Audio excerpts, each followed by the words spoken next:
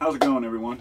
It's Carpo, and this video is hopefully going to help a few people. I'm not saying that out of arrogance or, I'm a humble person, but when I make a video, I have various purposes in mind. And sometimes it's just to relay some information about something I learned. Sometimes it's self-gratification. Look at what I've done and what I'm doing. But sometimes I come across something that I think will actually help people because it helps me. And those are the videos I enjoy doing the most. And so what I wanted to get into here is, I guess, motivation. First off, there's this idea that everyone has equal footing in this world, and that some people are just lazy and others, take action and therefore they get things done, and that everyone starts out with the same chances and whatnot. But we all know that environmental factors definitely affect how we behave, what we think we can do, the ups and downs, our loves and hates in the world, I guess. But I came across this article when I was looking into something about getting things done. It was about motivation, and it was this term called executive dysfunction disorder. And the more I read into it, I found it rather fascinating. It's a very successful people have this particular neurological, now you could call it a condition, but it's not very well defined, and I won't get into the detailed analysis of what it is, but it's that the part of your brain that deals with executing things, getting things done, and taking initiative on things is either underdeveloped or not functioning correctly, because it requires several different neurological processes at once in order to get something done. And everybody knows that person who is just a go-getter, And then the person who is a really hard worker and maybe is very motivated to do certain things, but just can't get the things done that they're supposed to do by society's standards. I'm one of those people. I'm the kind of person who, if you set me on a task or a project or something I enjoy doing, I can go on for hours. I can work my ass off, physically and mentally. But when it comes to something that I'm supposed to do or something that I don't want to do, it's nearly impossible for me to take action on it. And I know that a person would say, wait a minute, you're telling yourself that. You're putting that in your mind. And I'm well aware of that, that aspect of it. We do program our own minds. Neuroplasticity allows us to shift our thoughts and think different ways. And I've utilized that throughout my life. But when it comes to this aspect, it's very difficult. There's something else that's included in this, because they say that when a person does take initiative, it's very limited. In other words, once you've done a certain amount, you feel satisfied.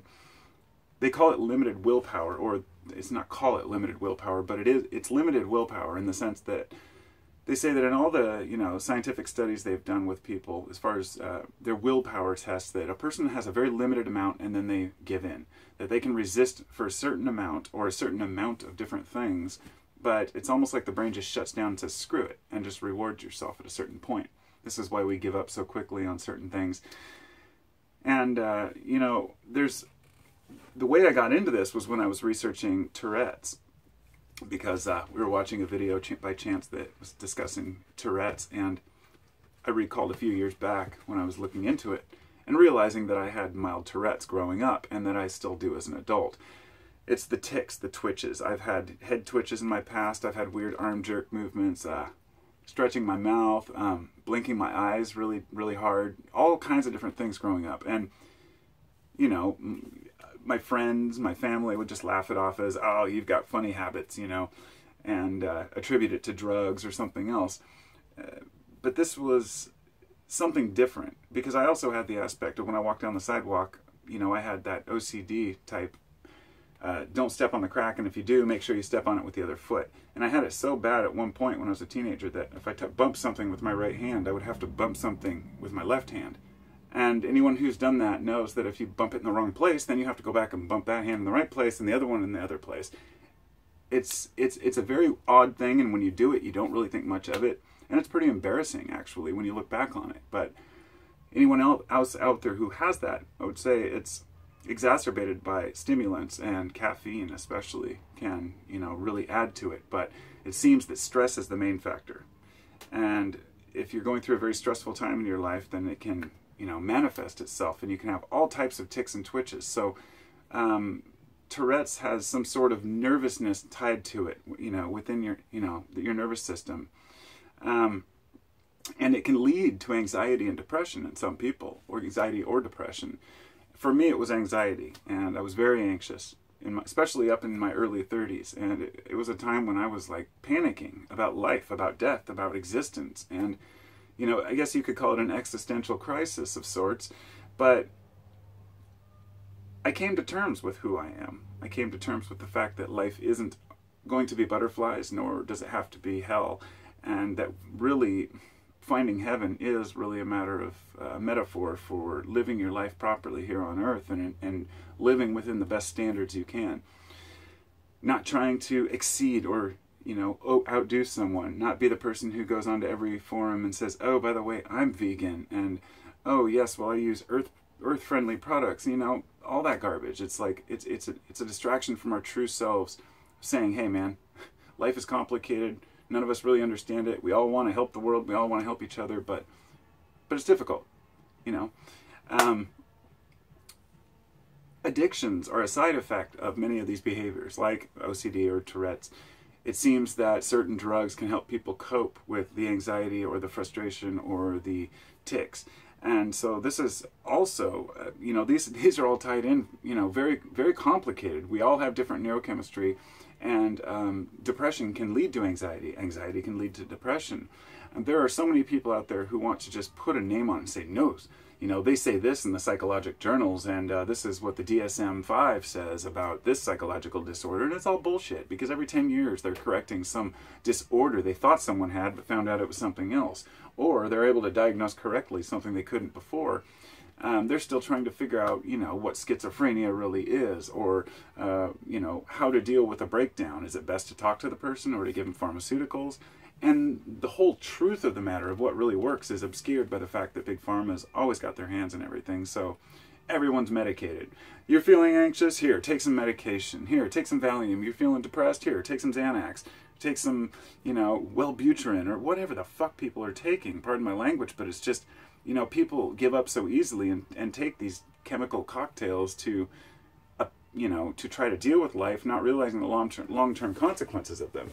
However, some people can really respond well to them, and that's another point that people want to leave out. They want to attack pharma, but the folks who actually benefit from some of these things, you know, tricyclic antidepressants and various anxiolytics. Valium is phenomenal when I was going through my anxiety. And nothing quite worked like that. People would be like, take kava, or take valerian, or just smoke some weed. You know, it doesn't work. You know, weed will actually increase your anxiety if it's too high in THC.